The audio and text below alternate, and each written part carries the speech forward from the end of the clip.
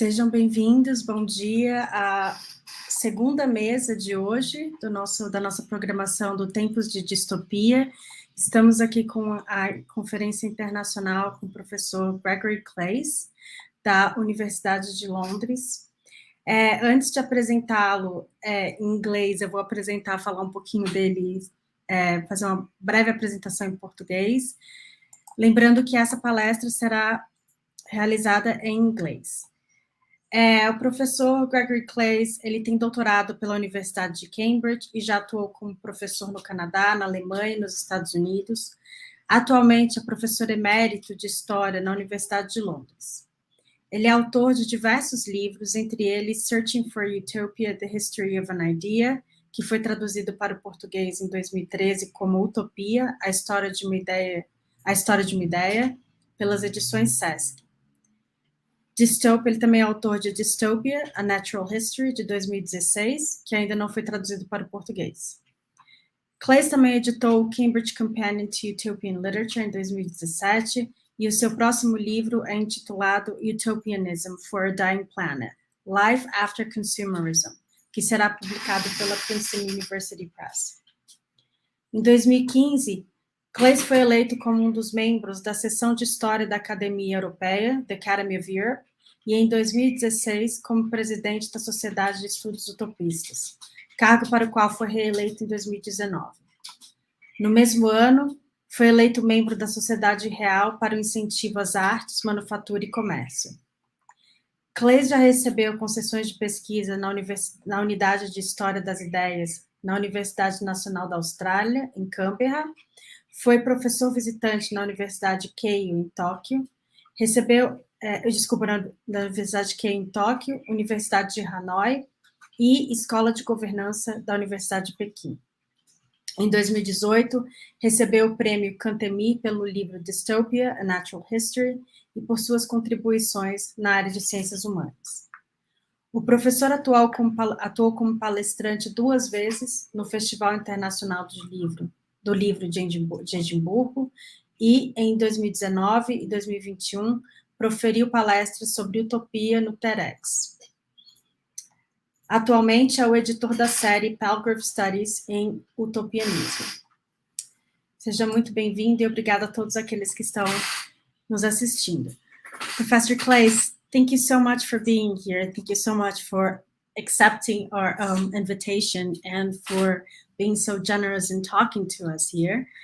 I'm also going to introduce you briefly in English, if you wish. And we also have here Professor André Cabral from the Fluminense Federal University in Rio. So before we start and I give you the floor, I'm just going to give our viewers your biography in English. Gregory Claeys received his PhD from the University of Cambridge in 1983. He has taught in Canada, Germany, and in the US, and is now Professor Emeritus of History at the University of London. He is the author of several books, among them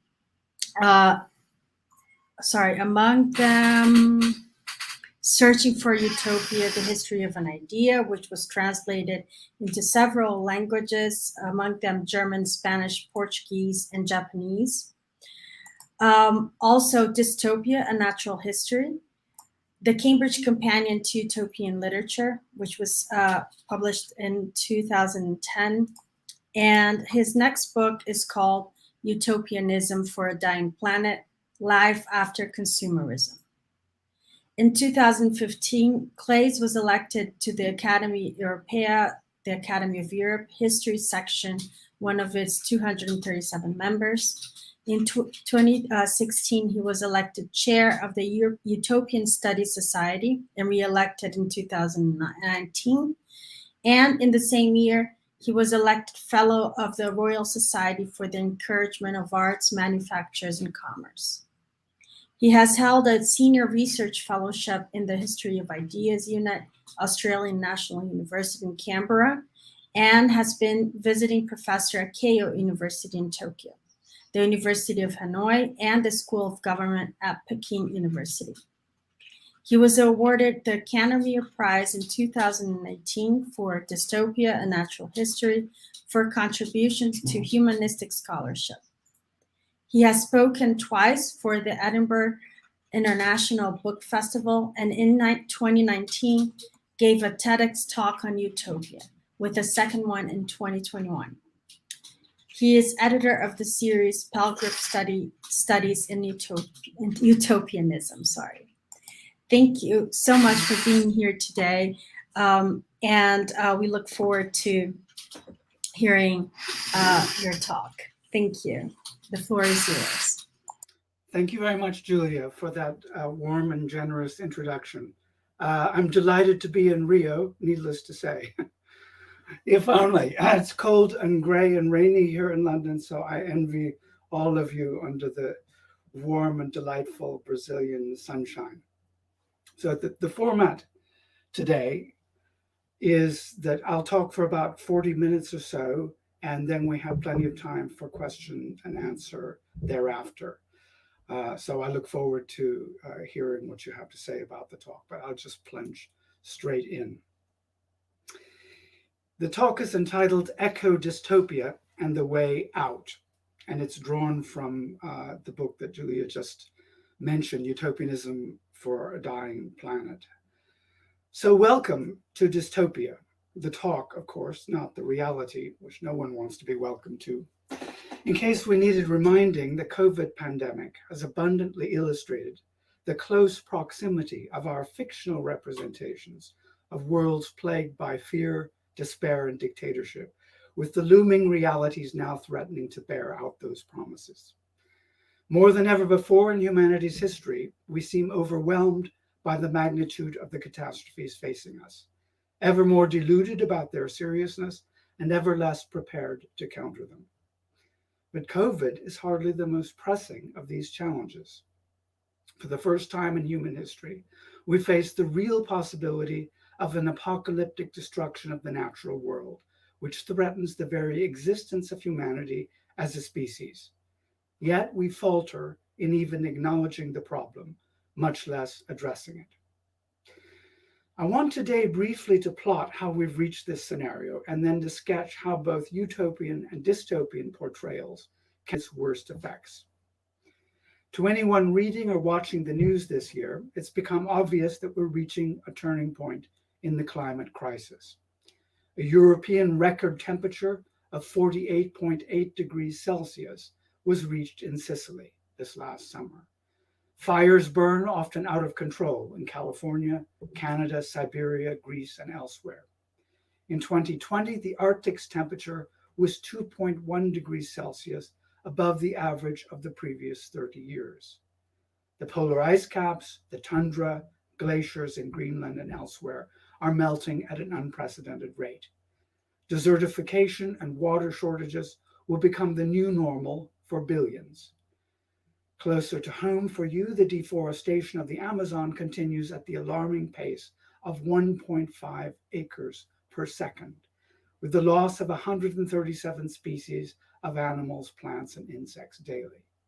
This region now, tragically, emits more CO2 than it absorbs. The IPCC report released in August warns us that we may have less than 10 years to stem the worst effects of the warming process, which could see warming advance to 4 degrees Celsius or even more. Cascading tipping points may already have been reached, which may make the entire process irreversible, unstoppable. Already, we're beginning to see apocalyptic used as a term to describe the mid-21st century, a few decades off. Truly, the end times seem to be upon us. Even if we met our existing nationally agreed climate targets in line with the 2015 Paris Agreement, emissions in 2030 would be only 1% below those of 2010. And of course, we show no sign of meeting those targets.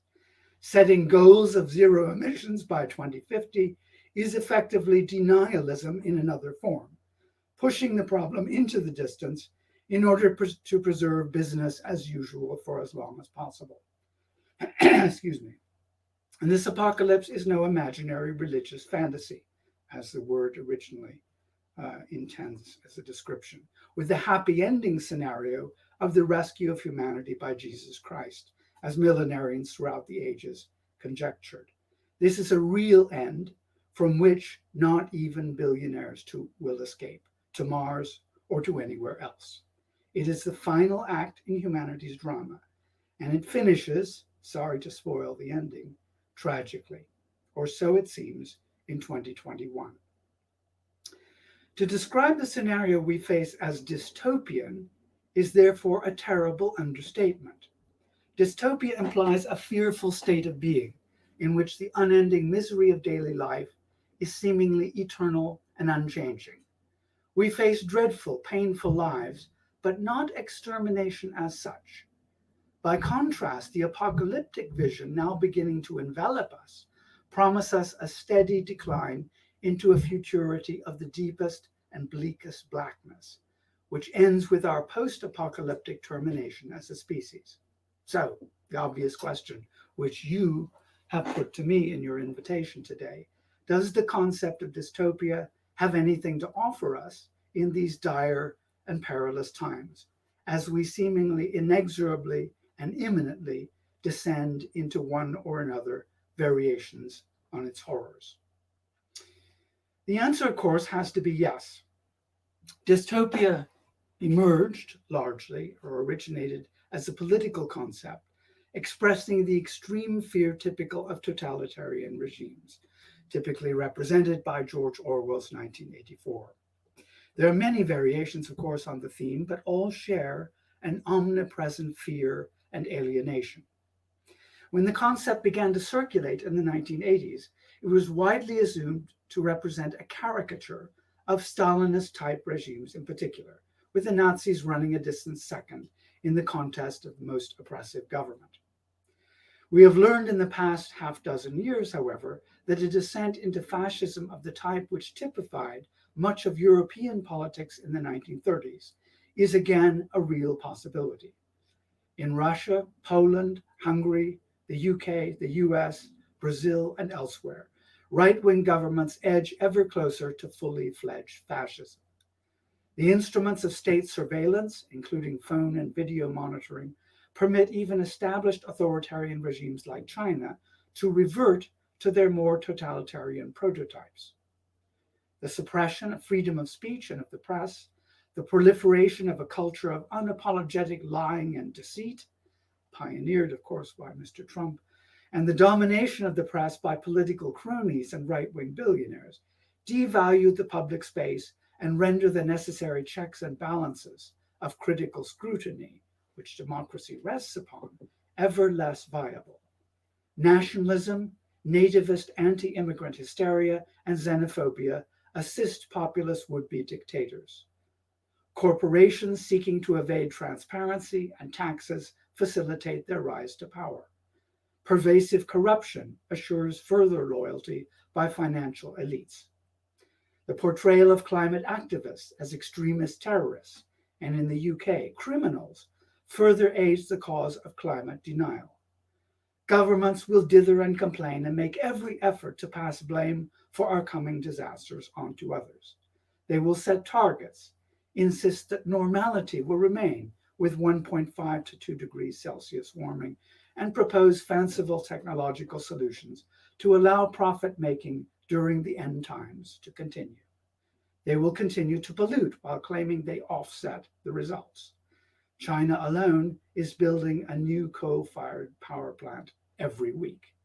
And all the while, they will continue to allow banks to finance fossil fuel production and greenwash existing environmental policies to mask their complete inadequacy. These factors mark our descent into ECO-DYSTOPIA. At the same time, there's a curious lack of connection between many traditional dystopian themes and actual logical projections of our likely future course. There is, for example, little, but it's a very important example, little or no discussion of nuclear war or of the prospect of nuclear winter, remember that concept, which will ensure that even billionaires in New Zealand bunkers will not survive. And this is, I think, a very important point. No one is going to survive this catastrophe. There's no escape scenario. Yet this is entirely likely given the vast movements of population from uninhabitable zones, which will occur in the second half of this century, and the extreme demand for viable agricultural land, which at a warming of 4 degrees Celsius will be confined to the polar regions and a few other habitable areas, leaving sustenance on Earth for a population of perhaps 1 billion at most. Do we really think that the remaining 7 or 8 billion will simply sit back and die? They will have several decades to anticipate the severity of this catastrophe, and they will move when the prospect becomes imminent. There are also few efforts to link the emergence of super surveillance states with the likely degeneration of regimes protecting the wealthy few and permitting the poor to suffer the full force of environmental destruction. So, the obvious question, how can we possibly avoid this overwhelmingly bleak and frightening scenario? To my mind, the prospect of eco-dystopia can only be met by a utopian counter-image and counter-proposal. Indeed, it seems clear that only a utopian solution can prevent the worst effects of eco-catastrophe from occurring. So let me outline my argument here this morning in Brazil in 6 stages. The first premise is that current scenarios setting an imaginary ceiling on warming of 1.5 degrees Celsius, which even now remains the COP26 target, which, as you're all well aware, is meeting in Glasgow starting just a few days, are utterly fatuous. Our current warming is at about 1.25 degrees Celsius, and the prospective results of the current trend at this temperature are likely to be catastrophic. The Earth does not possess a thermostat which can be set arbitrarily at a temperature which suits us. 1.25 degrees Celsius will therefore produce warming of 3 to 4 degrees or above, and the likely end of the planet, as the cascading effects of melting and fire take us beyond climactic tipping points and towards catastrophe. The problem, therefore, is much more acute than we have so far generally conceded. And this includes most of the environmentalist movement.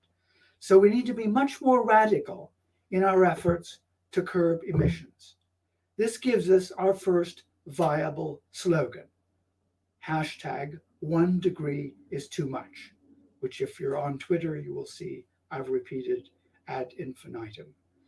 Secondly, this implies that our most immediate priority, the cessation of fossil fuel consumption, must occur much more rapidly than current proposals for 2050 or other distant dates imply. Coal, oil, and gas use must cease by 2030 at the latest. This is now only 8 years off. This will require a dramatic, but nonetheless feasible, expansion of sustainable energy sources, concentrating on wind and solar power, and for the time being, the retention of nuclear power. This gives us a second viable slogan which defines our immediate priorities. #1 word, keep it in the ground. Thirdly, worldwide coordination of governments for the development of sustainable policies will demand a limitation of national sovereignty claims in order to avoid what's called NIMBYism, not in my backyard, not close to me, and constant efforts to pass the buck of environmental responsibility. A new international body will have to be created to ensure adequate and swift addressing of our environmental needs. It will need to be invested with sufficient powers to assist the poor nations of the world while cajoling the wealthier, who are, of course, the great cause of much of this, to stump up a substantial portion of the cost of avoiding worst-case scenarios. It will be particularly important to get the US, the EU, Russia, and China agreed on an agenda to guide this new agency. And COP, of course, does not promise to do this. Fourthly, The alteration of corporate behavior will have to be accompanied by substantial changes in individual behavior. Corporations would like to encourage us to think that changes in consumer behavior are primary, while some environmentalists insist that the problem lies primarily with the most polluting corporations and especially the fossil fuel companies. To my mind, individual and corporate behavior must both alter dramatically. Consumers must change their own behavior insofar as they need to demand only sustainable products and shun the rest. They must relinquish consumption which is environmentally destructive, like flying, like single-use plastics, and eating beef. They must put pressure on companies, especially by boycotts, to ensure environmental compliance. They must reduce the demand, therefore, for unsustainable goods and services, and by so doing, psychologically, feel a part of the process of transferal to a sustainable society. We have to each feel, so to speak, that we own a part of this transition process. It's not being done by governments, by companies, by other people. We are all doing it. Fifthly, this shift in consumer behavior needs to rest on an acknowledgement of the model of immense social inequality which has driven consumerism for the past 300 years or so. People are much more prone to consume excessively when they work too hard for long hours and feel the need to keep up with others who possess large numbers of commodities. It's clear that a wealth tax and sharply increased income taxes on the rich will be necessary to pay for the transition to a sustainable society, which will cost trillions of dollars or pounds, and for the damage which existing emissions will cause. But for the abolition of billionaires, for example, will also help greatly to reduce a constant desire for luxuries. Amongst the policies which will be needed, in addition, are a 4-day work week to start, and perhaps eventually 3, some form of universal basic income, and the fostering of a mentality which reduces conspicuous consumption and fast fashion and gives a greater stress to voluntary simplicity and the repair and reuse of commodities. Sixthly, we're unlikely to make personal restraint on the reduction of consumption attractive and saleable to democratic electorates unless we also provide some sweeteners to enhance the daily lives of those otherwise adversely affected, both by global warming and the measures needed to contain it.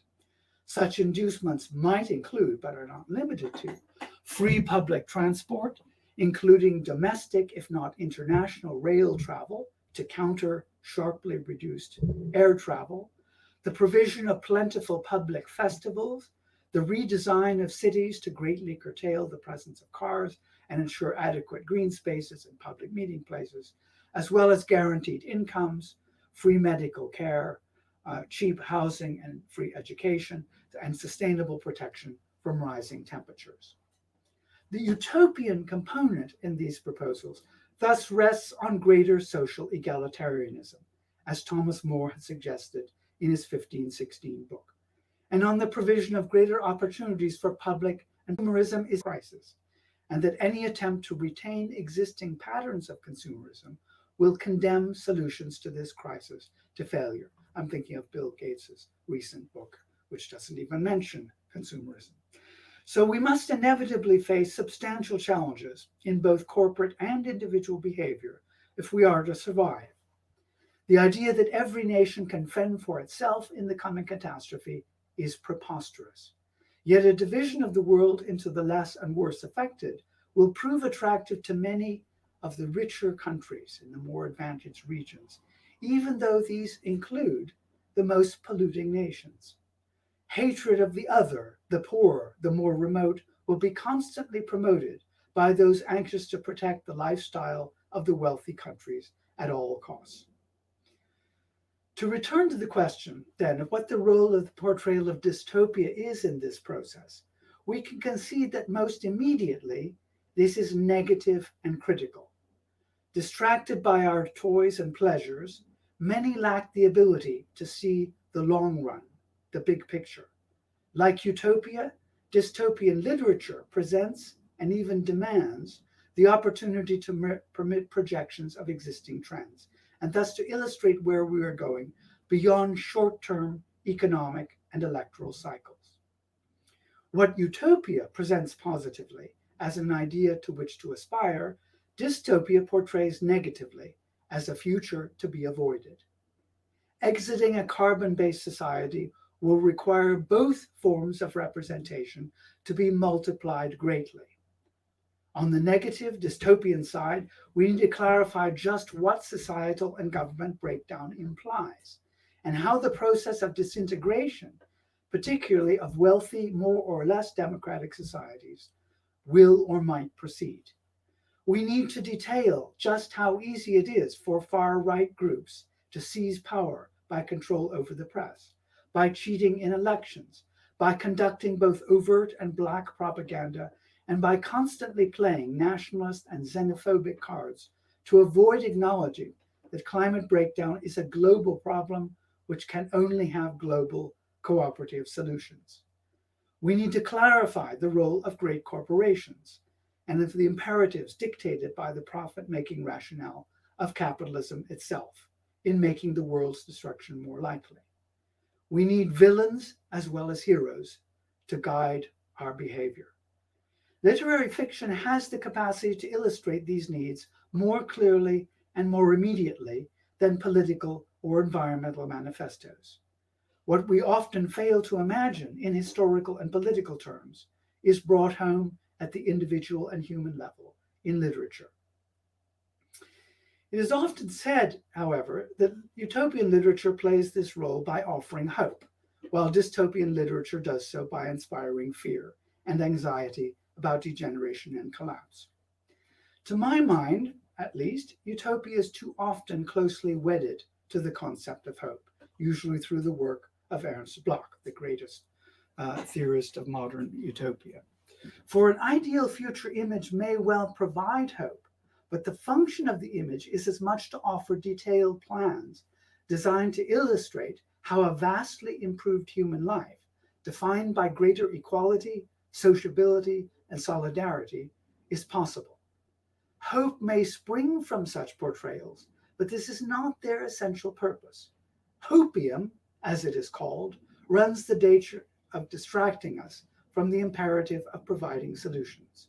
By contrast, fear is the definitive principle of dystopian societies, both in reality and in fiction. Fear is deliberately produced by regimes anxious to ensure silent submission to oppression and exploitation. Fear is designed to ensure alienation, isolation, mutual recrimination, and a focus on the individual rather than on collective salvation. But the purpose of dystopian fiction is much more than merely to inspire fear. And in the case of environmental catastrophe, doomism, as it's called, or a fatalistic surrender to the monster we have created, is indeed a considerable worry. Dystopian societies demonstrate how far human aspirations, some of which are in themselves utopian, can go wrong.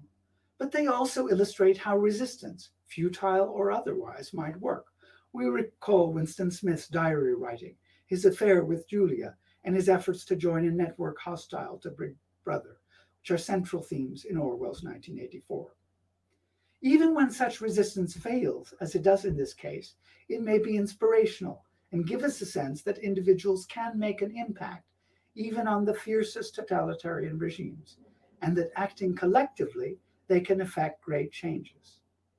They remind us, too, that common decency in everyday life, for which Orwell so often pleaded, can form a bulwark against the erosion of moral values, which dictatorships seek. They reveal that solidarity which is at the root of all utopian thinking. They remind us that even failed resistance can inspire others to resist. And dystopia can be constructive in other ways, teaching us in particular resilience in the face of scarcity. To do this, dystopian fiction must adopt an imperialist strategy, challenging the irrelevance of all other forms of literature which do not acknowledge our looming fate. It must confront denialism, doomism, and pandering to narcissism intoxication with luxury consumption, and celebrity worship. It must confront the dominant hedonism of modern culture and the cult of pleasure for its own sake. We have been distracted too long. Now we must concentrate on saving ourselves. We can start by portraying worlds in which 3 degrees Celsius or more warming has placed crushing pressures on human institutions. It is imperative that we pierce the myth that we can settle on a 1.5 to 2 degrees Celsius ceiling and still envision growth and progress and business as usual. Fiction can do this very successfully. At the same time, it is clear that we need programs and manifestos, blueprints and agendas, and realistic proposals which indicate how we can move forward within the next decade before it is too late. It is no accident that the most penetrating recent Claeys dystopia, Kim Stanley Robinson's The Ministry for the Future of 2020, presents a detailed program interspersed with the fictional representation of a near-future scenario. This marriage of literature and social and political theory is typical of utopian writing, but less so of dystopian narratives. Robinson's is, of course, both at the same time. Now, however, more than ever, we need to put to the public an actual program for dealing with the future, along the lines of the Green New Deal proposals currently under discussion, but likely, I think, necessarily to be more radical. For as I argued at the outset, 1 degree is too much must be our slogan. Proposals which address 1.5 to 2 degrees Celsius warming by 2050 are dangerously over-optimistic. We must work with the worst-case scenarios, for these now appear to be the most likely. We know now that 1.25 degrees Celsius warming will produce 3 to 4 degrees or more. So this calls for much more radical measures than are currently being discussed. My own book, Utopianism for a Dying Planet, due to appear next spring, is a modest effort of this sort. It contends that the program briefly outlined above has a reasonable pedigree in past utopian efforts to restrain artificial needs and to promote sustainability. Such an agenda is necessarily highly controversial and is not without substantial problems. But we really have no other option if we are to combat this terrifying menace.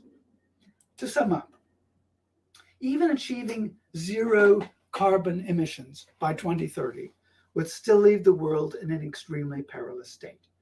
We need to rethink ideas of progress and growth from the ground up in order to achieve sustainability over the long run.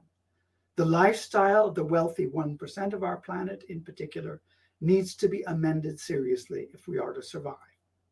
With the goal of keeping warming to less than 1 degree Celsius, dramatic and drastic measures, a radical Green New Deal, will alone suffice. The principal goal of both the utopian and dystopian imaginaries will be the projection of scarcity and of the perils of dealing with a much hotter planet. Our propensity to deny bad news is our worst enemy.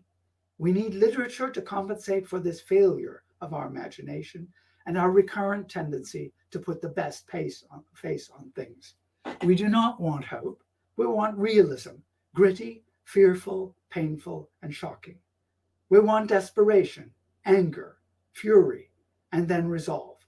We need to stand up, to get out onto the streets, to be shrill and insistent. We are running out of time. So let me conclude with a suggestion.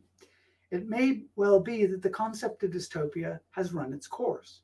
As we approach 2022, we may have to contemplate a post-dystopian reality in which even the normality of dystopia is supplanted by the prospect of an apocalypse so complete that it leaves no room for maneuver, and a destruction so thorough that dystopia is conceptually inadequate to describe it. Despotism and catastrophe still permit survival. As global heating intensifies, this too may no longer be possible. Thank you very much. Thank you, Professor Claeys, for this very inspiring talk. And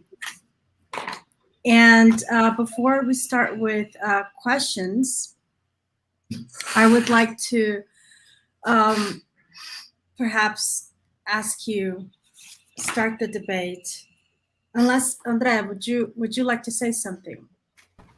No, Julia, you can begin, then I'll start. Speak. Okay.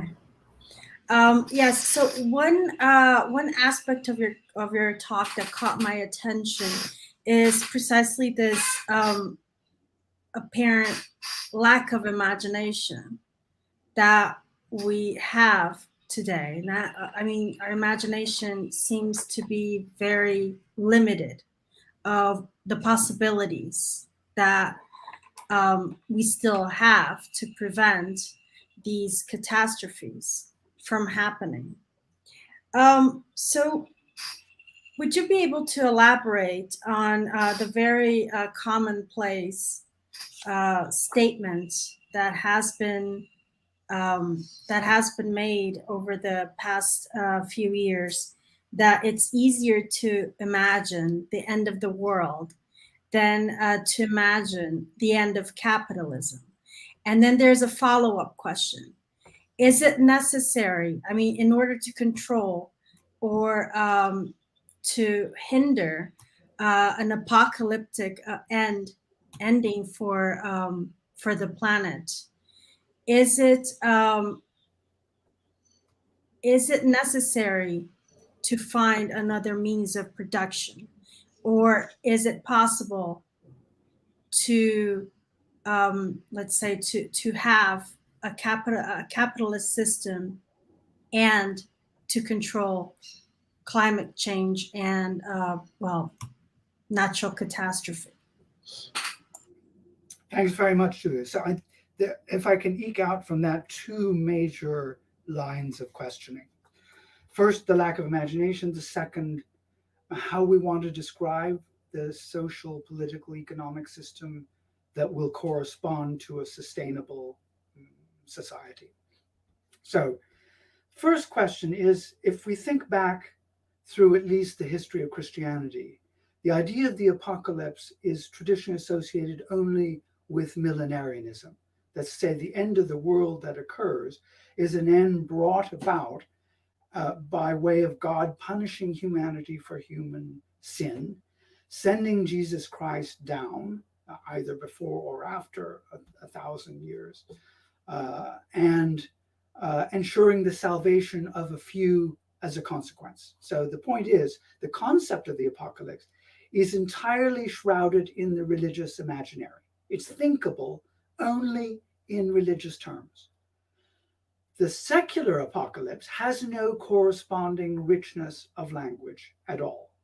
There are, of course, a series of texts which play up the possibility, mostly dating from the early 19th century, of the ending of humanity as a result of disease, like a pandemic, the ending of humanity, if we then update that to the middle of the 20th century, as a result of nuclear war, and so on.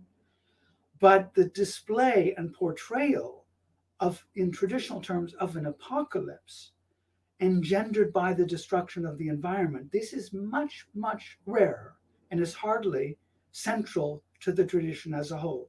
So words actually fail us in a way. All of the language of the apocalypse is centered upon the religious experience, if we take the experience of the last 2,000 years. Only very recently have we come to imagine a secular variation on this.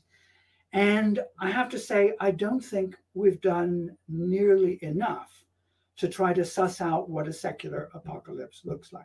For one thing, it has to be seen as secular. There cannot be a rescue scheme emanating from religion here. I'm not a religious person, and religious people will naturally want a rescue engendered or driven or managed or engineered by their god or gods. But I'm sorry, I don't see it happening. This isn't going to be a viable strategy as such. It is simply wishful thinking. So the failure of the imagination here lies in our inability to plot out adequately what the process of heating itself will do to our societies. There is now, of course, in Claeys, there are many more works which attempt to do this, but I don't think they're dominant yet in the tradition as a whole. So, second question. What do we say to the prospect that the capitalist, social, political, economic, I bundle them all together here, system is still possible to be maintained in light of the projected scenarios that I've discussed here today? Well, I think it's very easy to get hung up on words. You could call what I've described, for example, eco-socialism. That's fine. It very much depends on what you regard capitalism as, that's to say, how you define it. In the book, Utopianism for a Dying Planet, I describe transformation of corporate structure, reduction of, besides, of course, universal basic income, which I insist has to be a universal, sustainable middle class income, not basic in the sense of absolutely minimal. I describe the restructuring of corporations such that the ratio between average pay and CEO pay is reduced to 1 to 10. I discuss the restructuring of corporations to encourage cooperation and collective ownership of the corporations. I discuss the need to envision corporate profit rates to drop, in some cases, to near zero. That's to say, the incentive on the basis of restructuring profits will be not to have profits go to investors in the first instance, but to go into the restructuring of every company to make it more sustainable in the first instance. Then there are a whole host of measures which are going to be required to ensure that greater social equality, this is the key utopian plank of the whole platform, exists. I propose, for example, although we could debate what kind of ceiling you'd imagine would be appropriate, that we place a cap on individual wealth of $10 million. No one should be allowed to inherit more than this amount. And we will use both progressive taxation, a wealth tax, and in the first instance, a near confiscation, or we can haggle about this as well, but in the first instance, confiscation of probably 50%, leading to the closure of all offshore bank accounts. As you're well aware, trillions of dollars, just to keep this in the dominant currency, are held in and passed through offshore accounts, utterly lacking in transparency. This is one of the great global means of avoiding proper tax. We need this revenue. The cost of the transferal to a sustainable society will be trillions upon trillions of dollars.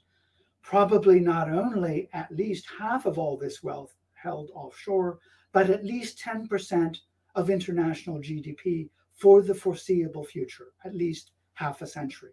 You occasionally see in the press sums which hint that far less will be required for a sustainable future. I don't see it myself. I think it's going to be immensely costly, and we need the wealth that this class owns. Now, there are about 10 million people in the world who have assets of $10 million or above. So this 10 million people, they are the creme de la creme of the world's wealthy. They are going to be supremely disadvantaged by the proposals which are necessary for the transition to sustainability.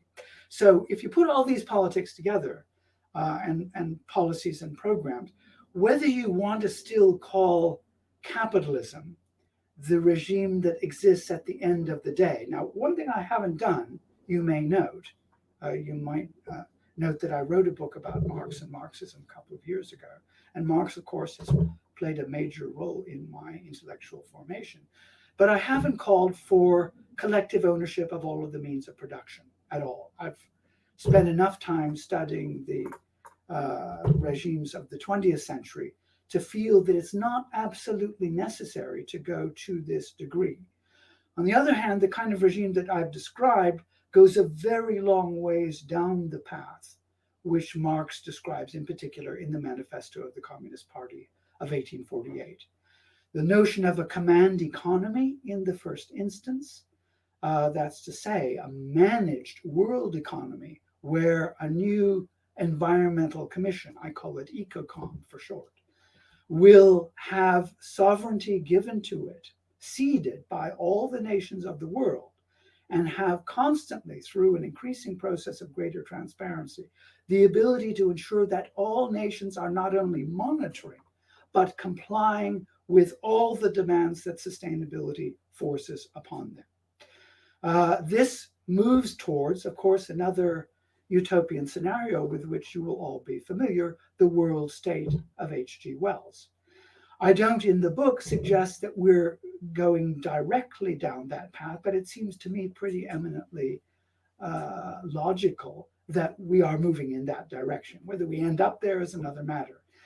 We cannot, it's quite clear, dig our heels in, as we've tended to do recently under Trump and others, on the issues of national sovereignty, insisting that whatever domains, I mean, the Amazon, of course, is an absolutely key issue for the entire world in this regard, that whatever particular domains we ourselves as the nation state happen to have within our national boundaries, or think of the Siberian tundra in the case of Putin's Russia, or the vast continuation of and expansion of coal production in China under President Xi.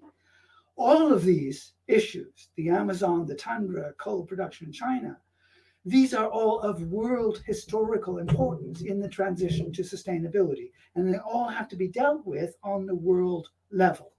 This means a new body to do this. It might be bolted onto the United Nations, it might be phased in a completely separate manner.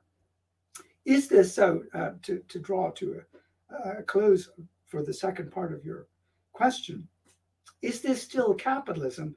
I don't think for most people it is.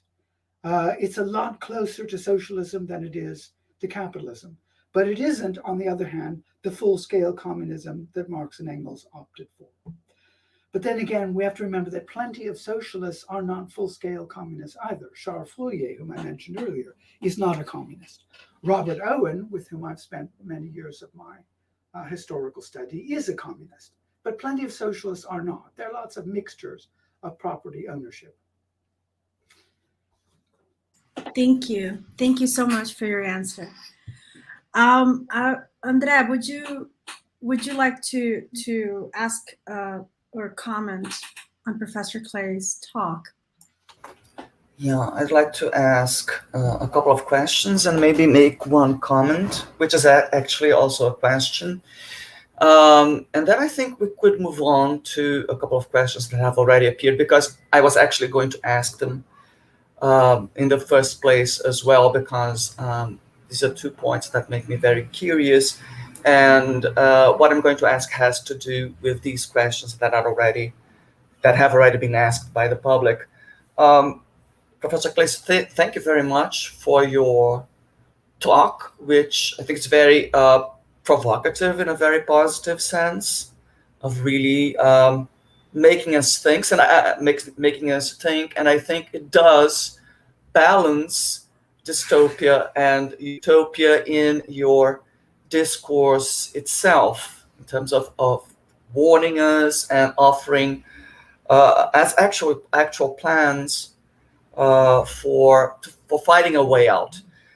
You were mentioning before how, answering to Julia's question, how far this new social, economic, and we could add cultural organization would still be capitalistic. And I was wondering how far it would still be modern in terms of many of the structures and system of thought that has characterized modernity in the last 400 to 500 years. We would have to get rid of the national state. The notion of progress would have to be really, this time, for real, either abandoned or completely changed in terms of its actual significance. And even the notion of efficiency, what constitutes growth, what constitutes well-being, and even, I think, what constitutes being, including something that has already been questioned very much lately, what constitutes being a human being in relation to other species and the rest of the world. So if you could comment on that, if you could, I think I would thank you. I was also wondering, and now I have a couple of questions that are more concerned with, in a sense, form, and the form this imagination that we require would take in terms of literary and cultural productions in a larger sense. You argue that maybe the concept of dystopia has run its course, that implies that we have to find a new form of writing about these problems, turning the dystopian turning to another direction. And this has to do with George's question, so I'm not going to go completely into that. What it seems that we should move towards something like apocalyptic writing. But you mentioned how answering Julia, you mentioned how the idea of the apocalypse is still very much connected to religion. And I was wondering if it's possible to find a kind of secular apocalyptic writing that would really do away with any vestige of religious thinking. And connected to that, and this leads into Udney's question, do you think that new forms of dystopian or apocalyptic fictions, writings produced outside the hegemonic centers offer a more productive fictional representation for, achieving or being an incentive for the required changes? I'm thinking about dystopian fiction produced in Latin America, in Asia, in Africa. And I was actually, and this also I think poses a problem, because if dystopia is very much connected to modernity, is it possible to write dystopian fiction in contexts where modernity has developed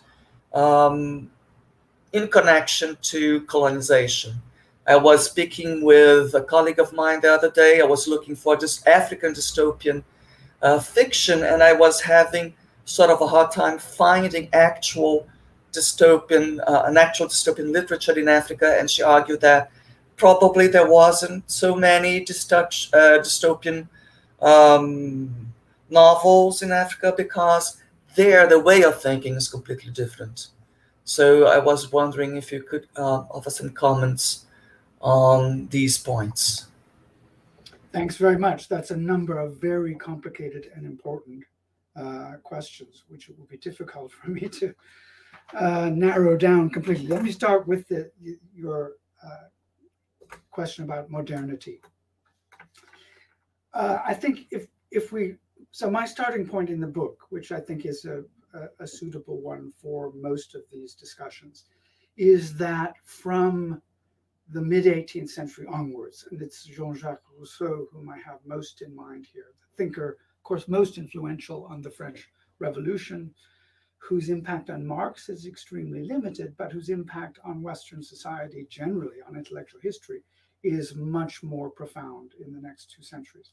From the period of Rousseau onwards, though one can backdate it a bit to the conquest of the so-called New World at the end of the 15th, beginning of the 16th century, the whole of the unfolding of ideas of modernity has been fraught with a profound ambiguity about whether the moderns are really better people and better off as the result of their increasing wealth, of the growth of their technology, of the increasing complexity of their societies, particularly of their military capacity to rampage over and conquer much of the rest of the world. This ambiguity runs as a central theme in my book for the very obvious reason that the discovery of the so-called New World, which of course was neither a discovery nor was the world new because it was inhabited by 60, 70, 80, 100 million people, the vast majority of whom died as a result of the conquest. This ambiguity illustrates to us one of the ways out of the problem that we're in now. It illustrates it in the following manner. It was clear, I think, certainly from the beginning of the 1500s and absolutely by the middle of the 17th century. And I'm thinking here of France and Britain in particular, which at this time are the wealthiest societies in Europe, that the price to be paid for emerging into a modern society, not in terms of the conquest of others, which isn't mostly thought about by utopian writers, some of whom actually applaud it, of course, even Thomas More for that matter. The price to be paid in terms of, in particular, the corruption of the personality by the consumption of luxury goods is seen as too high a price to be paid to make the entire process worthwhile. Now, if we fast forward, I don't have time to fill the gaps in here, but if we fast forward to 1918, the end year, of course, of the First World War, the so-called Great War, which would never have another war like it to follow, which follows in a mere 30 years later. It's immediately clear that the technological innovation which occurs in the last 30 years of the 19th century, the process of the discovery of electricity, of radiation, and so on, and of the expansion of new discoveries into the production, manufacture of armaments in particular, has meant that the technological ability to destroy large parts of the species has outpaced whatever civilizing effects the rest of progress have produced in the previous 5 centuries or so. And progress, of course, if you're looking at it from a non-Western point of view, is much more than just an ambiguous process. Progress means the conquest of non-white peoples, period. If you leave that issue aside for one moment and simply look at it as the proclamation of scientific, technological, economic, and to a lesser extent, social, political, and cultural amelioration, then this process comes to be seen as ambiguous already, as I said, clearly by the middle of the 18th century, with Rousseau's discourse on the origins of inequality in particular.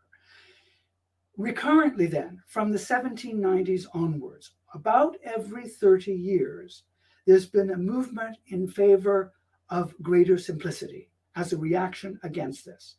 In the 1830s and 40s, again in the 90s, again near the time of the First World War, again during the Depression of the 1930s, again most profoundly for us in most recent memory during the 1960s, back to the land movements and so on, this simplicity pleaded for by the hippies and so on.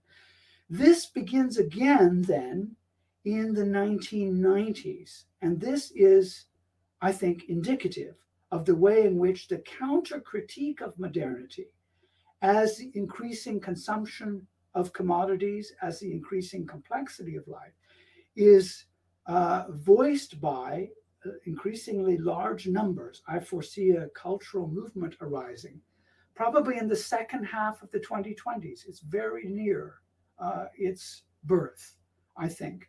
And this movement will declaim mightily in a Rousseauist fashion against almost everything that modernity has come to stand for.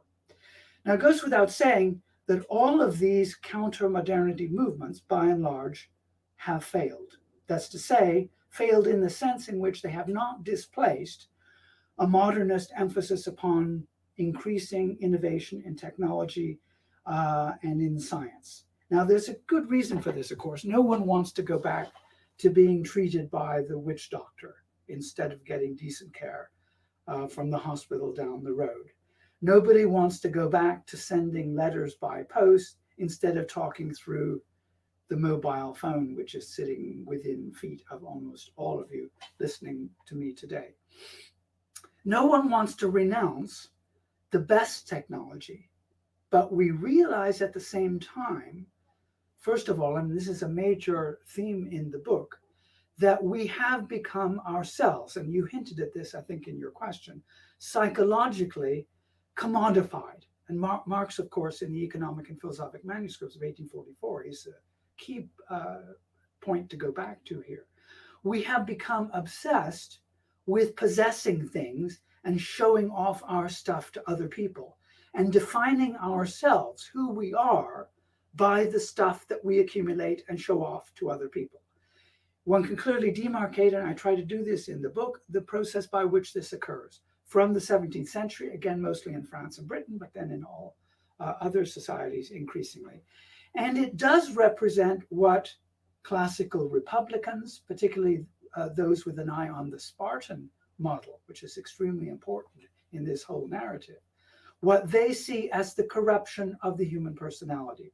So the second part of your question along these lines, the redefinition of who we are as human beings, of course, requires that a movement away from a commodified view of the personality. I am all the things I own.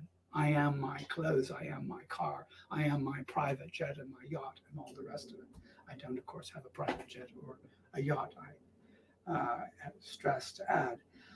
Towards a new conception of the self, which has to be seen as much more embedded in nature. This is a crucial part of the transition we need to move towards.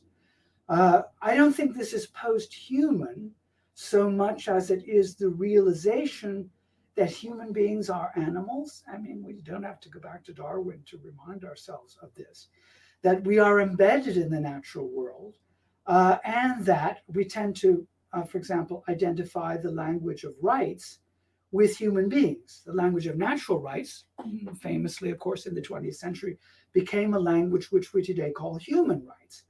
But what this leaves out is the rights of the environment, the rights of nature, the rights of animals, and so on.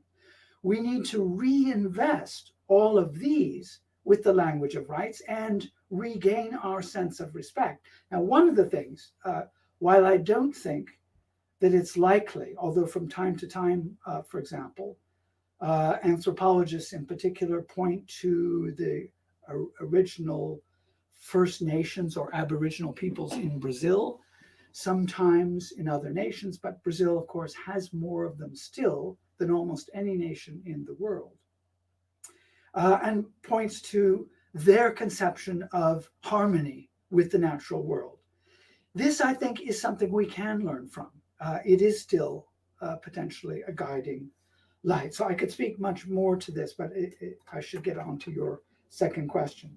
How can we reimagine an apocalyptic literary form? And can we get away from the essential thrust of a religious imaginary and aim for a secular thrust?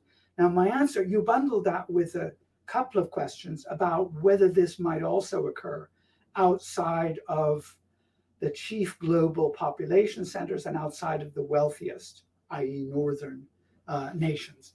I think it can be.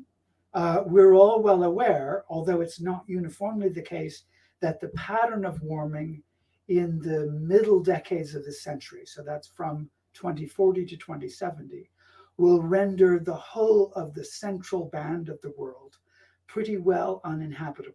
Sadly, this includes a very large part, if not all of Brazil, includes a very large part of Africa, includes Australia. It also, however, includes a very large part of the United States and Central America, as well as other parts of South America.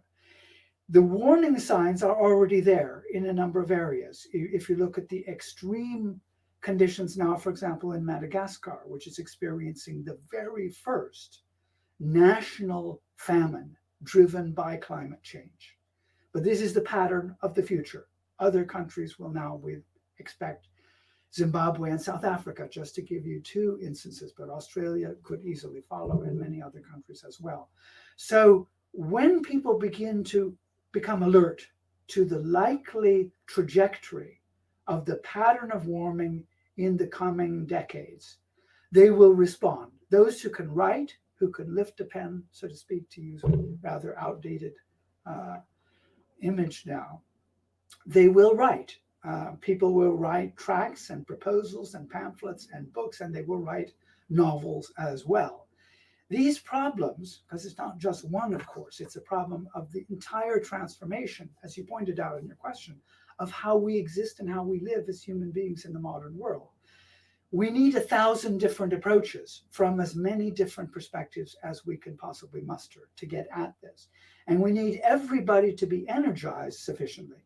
This is why I emphasize much more than many who write on this subject, the need for changes in our own personal habits as well.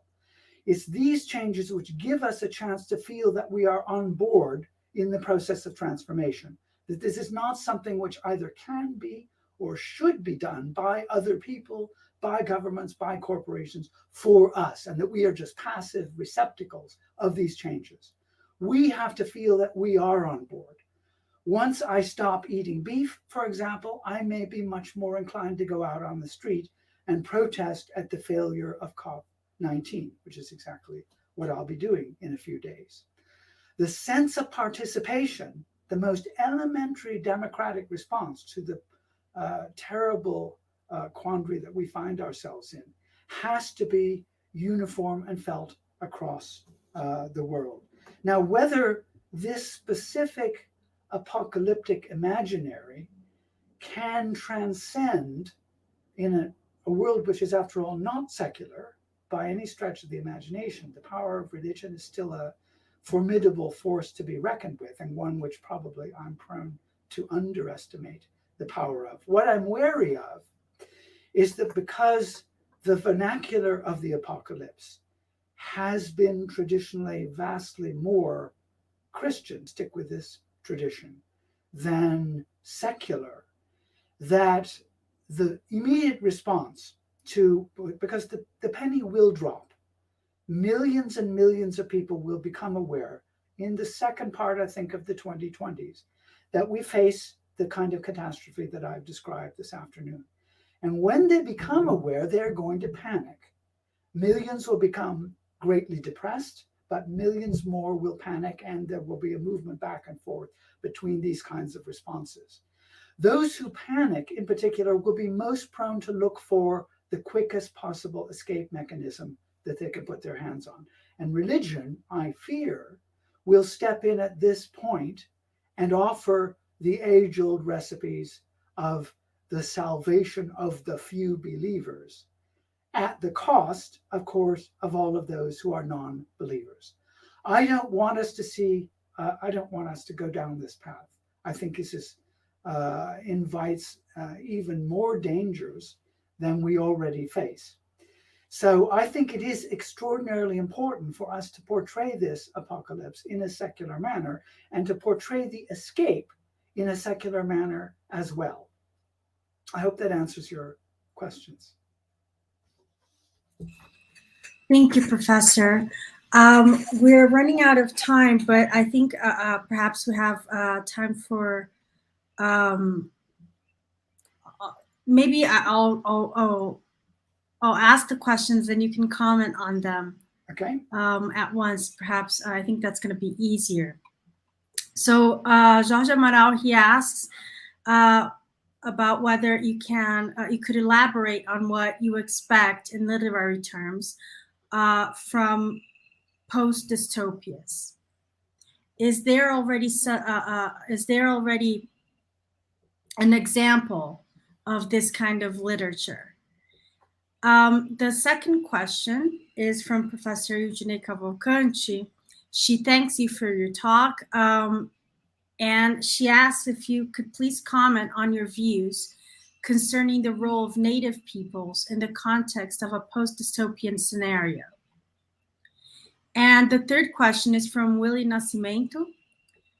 He asks, according to your speech, collective action seems to be decisive for true transformation.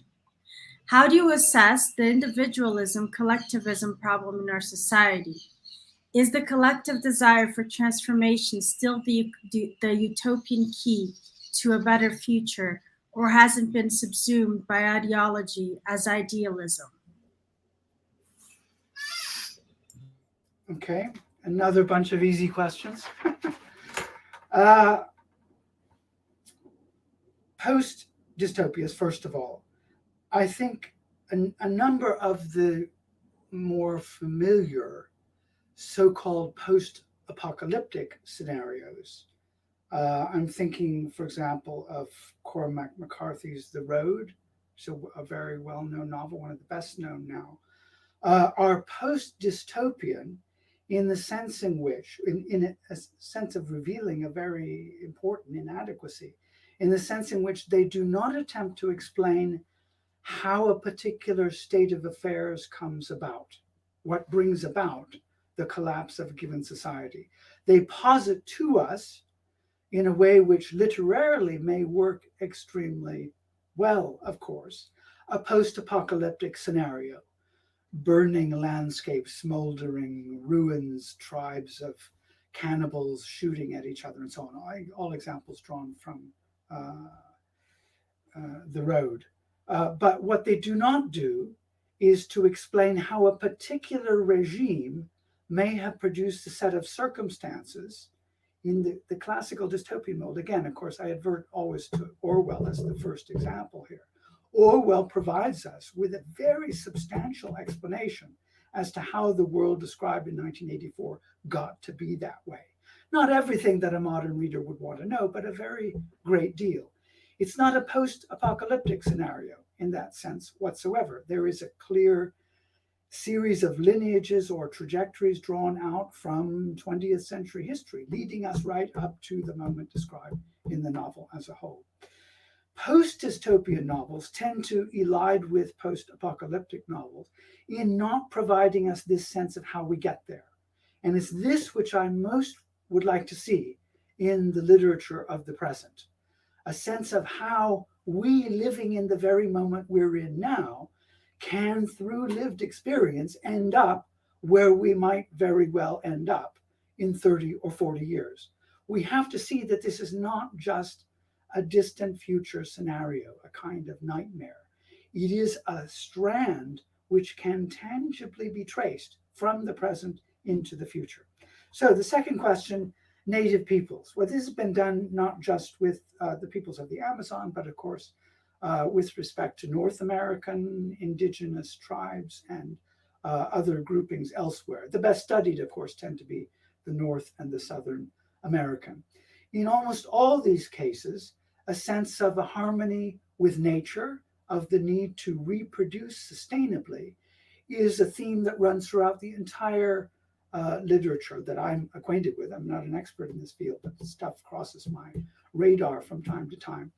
And the notion, therefore, that we need to replace what we take from the earth, that the earth is somehow, you're all familiar with the Gaia concept, the earth is somehow a living entity which we can kill, which we can poison, which we can burn to death, and that we need, without going so far as saying that we need to re-spiritualize our ideas of the earth. I don't want to quite go down that road either.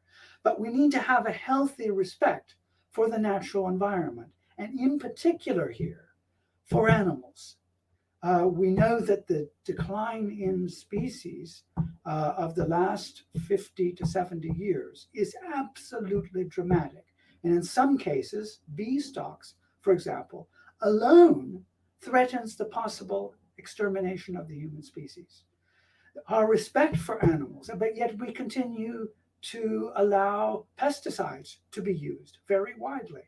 And bee stocks in Europe still are declining at the moment. We have to encourage, on the basis of more traditional views of respecting the world, this respect for animal and insect life.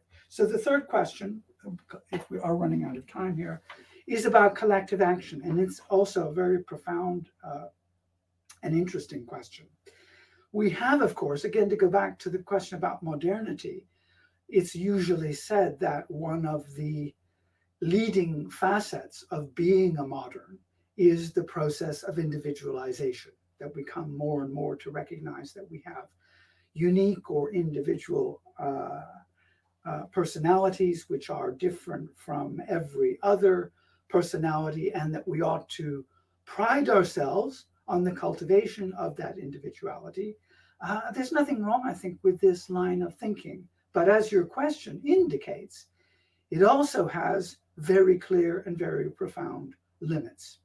The limits are that we're all affected by the transformations going on around us. If we don't act collectively, if we don't rise above, and this has less perhaps to do with our perception of who we are as individuals than our perception of what class we belong to. The real problem here, of course, is not 99% of humanity, as I tried to indicate in the talk. It's the 1% who are the producers of the greatest number of carbon dioxide and other forms of toxic emissions. We identify with that 1% by and large because everybody in this room belongs to that 1%. We are the wealthiest part of humanity. And we understand that, or at least we ought to understand, we are the ones who will have to give up the greatest amount. Now, I don't think, by and large, given the extremely high standard of living that we enjoy, that what we will have to give up is even remotely tendentious or difficult as a price to pay for saving the world as such. I don't see that there are real difficulties here, even in the personal changes that are required. We'll have to stop flying for a while. Yes, that's clear. We have to stop eating beef. Yes, that's clear. Dairy and so on. There's a whole range of other things that individuals can do. But look at what we gain as a result of this. So I think this has less to do with our conception of who we are as individuals than perhaps the conception of who individuals who live in the wealthy class of the 1% are and what is expected of them. And we can, I think, change this perception of who we are. A few leaders will do this, of course. I mean, it goes without saying, my book is dedicated to her. My great hero is Greta Thunberg, who has proven what one person with empathy for humanity can do more than anyone else has done. This is the kind of leadership we require, but there will be hundreds of thousands to step into her shoes in the coming years. Thank you so much for your answer and also for this very fruitful debate. As André said, it was a very provocative and very insightful talk. And we're really looking forward to reading your next book. And thank you so much for being here and for taking part in our event. Really, it was a very good talk, and we really appreciate it. Thank you so much, and for inviting me. We would like to thank our viewers and the ones who stuck there, who stuck with us here until the end of this very interesting discussion. And we welcome you to our next session at 1 p.m., so very soon, which we have a panel about post-modernity and dystopias. But I'm just going to step into Portuguese for a bit. Muito obrigada para aqueles que nos assistiram e que ficaram com a gente até agora. A gente tem a próxima mesa às 13 horas, sobre pós-modernidade, o Pedro colocou aqui, pós-modernidade e apocalipse. Muito obrigada, gente, e espero que vocês continuem acompanhando a gente. Thank you so much. Pedro, você quer falar alguma coisa? Eu vi que você entrou. Não, tudo certinho. Até já, gente. Então tá, muito obrigada. Obrigada, André, também. Thank you, André, for being with us here. Eu que agradeço. Thank you. Tchau, gente.